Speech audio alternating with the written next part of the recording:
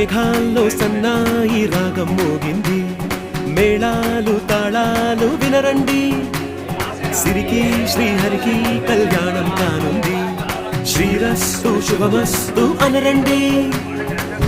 అచ్చతలు గంటో పెళ్లికి అర్థం చెప్పారంటూ, మెచ్చదగు ముచ్చట ఇది అని సాక్ష్యం చెబుతామంటూ, జనులంతా జై కొట్టే